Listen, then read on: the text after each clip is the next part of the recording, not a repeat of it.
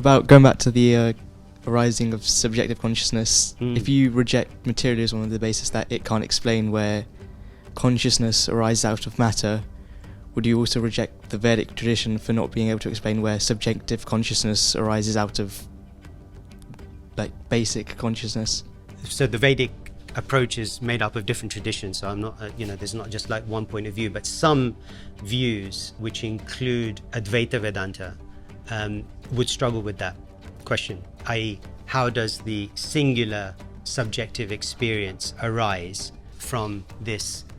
and completely monistic approach. And that's why the phrase of the simultaneous oneness and difference and the philosophy that sits behind that is a more penetrating explanation for this question, actually. Because if you take either of the polar opposites, extreme non-dualism and extreme dualism,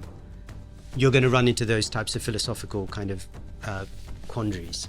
And that's been an ongoing debate for centuries in India. The reason why I don't think that it's problematic for the oneness and difference philosophy is for the same reason that when we, I really feel like the sun ray and the sun example is a very good metaphor for what we're talking about, because you have sun rays which are qualitatively the same but quantitatively different, and therefore like essentially part and parcel or packets of that same substance. Whereas